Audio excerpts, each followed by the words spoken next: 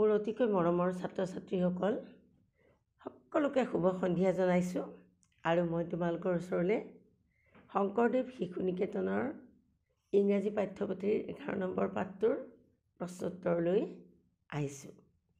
আশা কৰোঁ তাই মন দি শুনিবা আৰু নিজে কৰিবলৈ চেষ্টা কৰিবা। প্ৰথম প্ৰশ্নটো চোৱা দিছে, উইথ হোম ডিড পাপৰি, এইটো প্ৰশ্ন নম্বৰ 1ৰ A। With whom did Papori go to Khanapara, Papori খানাপাৰালৈ কাৰ লগত গৈছিল? এতিয়া আমি উত্তৰত লিখিব লাগিব। ইয়াত যিহেতু ডিড আছে প্ৰশ্নটোৰ, মই আগতেও কৈছোঁ আজি পুনৰ কৈছোঁ, ডিড থকাৰ কাৰণে আমি ধৰি ল'ব লাগিব বাক্যটো প্ৰশ্নটো পাষ্ট টেন্সত সোধা হৈছে। গতিকে আমি এই পাষ্ট টেন্সত সোধা প্ৰশ্নটোৰ উত্তৰ পাষ্ট টেন্সতে দিব লাগিব। সেইকাৰণে আমি ছাবজেক্টটো প্ৰথমতে লিখিম পাপৰি। কাৰ কথা সোধা হৈছে? পাপৰিৰ কথা। পাপৰি গ'ৰ পাষ্ট টেন্স হ'ল ৱেণ্ট, ৱেণ্ট। গতিকে পাপৰি ৱেণ্ট টু খানাপাৰা কাৰ লগত গৈছিল? With her cousin Pradip. তাৰপিছত বি প্ৰশ্নটোলৈ আহা। বি প্ৰশ্নটোত সুধিছে আমাক যে where is the regional science centre? Regional science চেণ্টাৰটো ক'ত?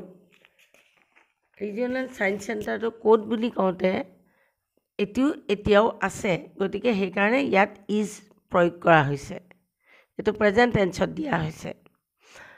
এতিয়া আমি উত্তৰ লিখিম the regional science centre is at Khanapara. ইয়াতে আৰু এটা শব্দ তোমালোকে যোগ দিব পাৰা, যদিও তোমালোকৰ পাঠ্যপুথিত নাই, তথাপিতো এইখিনিতে তোমালোকে গুৱাহাটী শব্দটো লগাই দিব পাৰা। Regional science centre is at Khanapara, Guwahati. তাৰপিছত তৃতীয় প্ৰশ্নটো চোৱা, ৱেৰ is the science park? Science পাৰ্কখন ক'ত আছে? ছায়েন্স পাৰ্কখন ক'ত আছে? তেতিয়া উত্তৰত আমি লিখিব লাগিব ছায়েন্স পাৰ্কখন ক'ত দেখিলে পাপৰিয়ে? ৰিজিয়নেল ছায়েন্স চেণ্টাৰত, হয়নে নহয়? গতিকে the science park is in the regional science centre. The science park is in the regional science centre. তাৰপিছত ডি প্ৰশ্নটোলৈ আহা। D, what's the name of Papori's friend? What's the name of Papori's friend? এই যে হোৱাটছ লিখিছে, ইয়াত আচলতে what ইজটো লুকাই আছে, ইয়াক শ্বৰ্টকৈ কোৱা হৈছে। পাপৰিৰ বান্ধৱীৰ নাম কি আছিল? পাপৰিৰ বান্ধৱীৰ নাম কি? তেওঁ উত্তৰ লিখিব লাগিব। আমি এইখিনি অংশ একেধৰণে লিখিম, the name of Papori's friend, তাৰপিছত আমি লিখিম ইজ, আৰু নামটো হ'ল ৰুবি। চিঠিখনৰ আৰম্ভণিতে তেওঁ ৰুবি সম্বোধন কৰিছে। তাৰপিছত ই প্ৰশ্নটো চোৱা, ৱেৰ ডাজ পাপৰি লিভ? পাপৰি ক'ত বাস কৰে? তেতিয়া আমি জানো চিঠিখনৰ ওপৰত দিছে দেৰগাঁও, অসম। গতিকে আমি ধৰি ল'ব লাগিব যে পাপৰিৰ ঘৰ দেৰগাঁও, অসমৰ দেৰগাঁৱত। গতিকে আমি লিখিম পাপৰি লিভছ ইন দেৰগাঁও, আছাম। তাৰপিছত এফ প্ৰশ্নটোলৈ আহা। Where can children see films on science? ল'ৰা ছোৱালীবিলাকে বিজ্ঞানৰ বোলছবি ক'ত চাব পাৰে? ল'ৰা ছোৱালীবিলাকে বিজ্ঞানৰ বোলছবি ক'ত চাব পাৰে? তেতিয়া আমি উত্তৰত কওঁ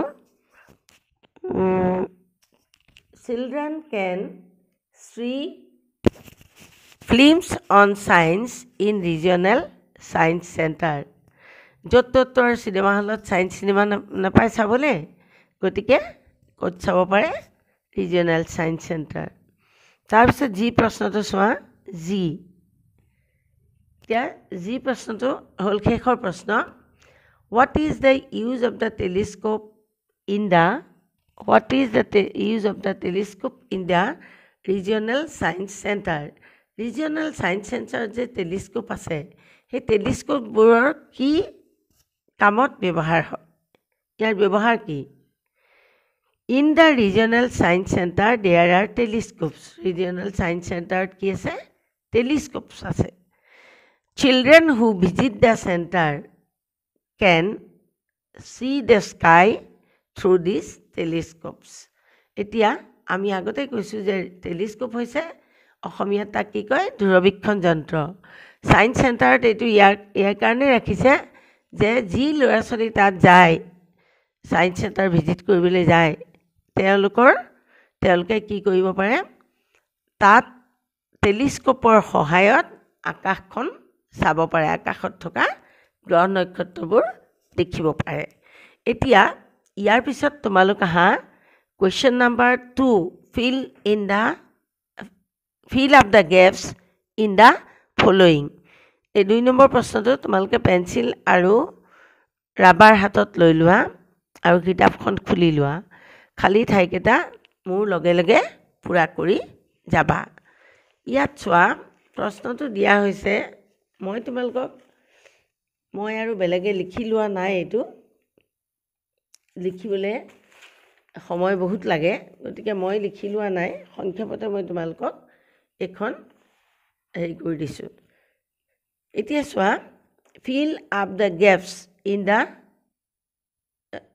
following তলৰ বাক্যসমূহত থকা খালী ঠাইখিনি পূৰণ কৰা The dinosaur is an of the regional science center The robotic dinosaur আমি এটা বাক্য এই লেচনটোত পাইছোঁ The robotic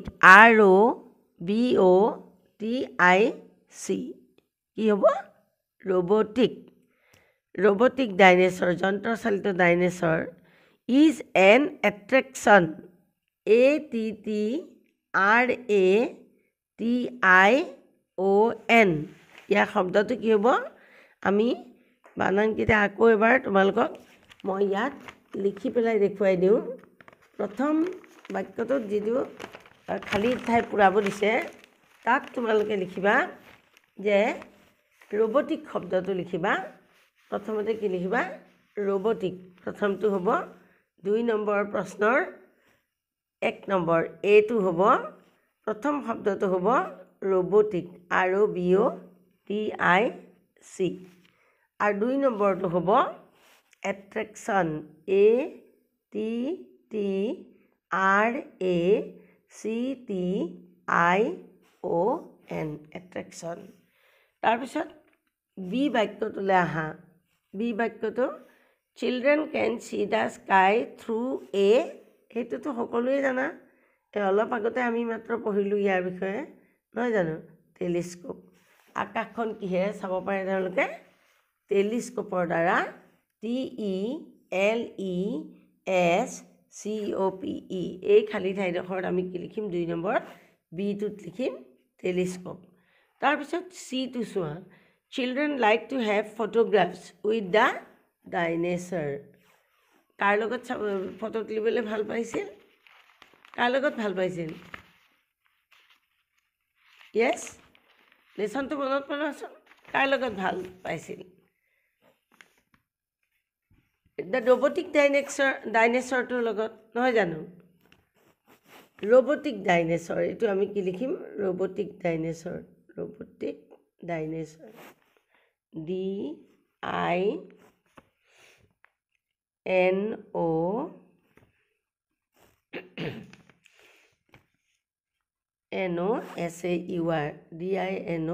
DINOSAUR robotic dinosaur হৈ গ'ল এতিয়া ডিটো চোৱা ডিটোত কি দিয়া আছে ডিটোত দিয়া আছে when you go to Guwahati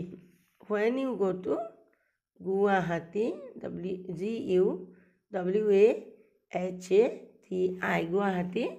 you should not fail to see the regional science center at Khanapara লিখিবা Khanapara so আজিলে ইমানতে হৈছে ইমানতে এৰিছোঁ তোমালোকে এইখিনি কাম পুৰা কৰিবা আৰু মই তোমালোকক এটা কথা আগতেও কৈছোঁ আজি আকৌ কৈছোঁ ভাৰ্বৰ লিষ্টখন তোমালোকে মুখস্থ কৰিবা ব্যাকৰণৰ কিতাপত কাৰণ ইয়াৰ পিছত আমি সময় পালে আমি ব্যাকৰণ পঢ়িম ব্যাকৰণ পঢ়াৰ লগে লগে ভাৰ্ব লিষ্টখন তোমালোকে জানিলে বুজিবলৈ সুবিধা হ'ব তেনেহ'লে আজিলৈ ইমানতে এৰিলোঁ আৰু ভিডিঅ'টো চাবা ভাল লাগিলে বন্ধু বান্ধৱীক শ্বেয়াৰ কৰিবা আৰু মন্তব্য লিখিবলৈ নাপাহৰিবা ধন্যবাদ, আজিলৈ এৰিলোঁ।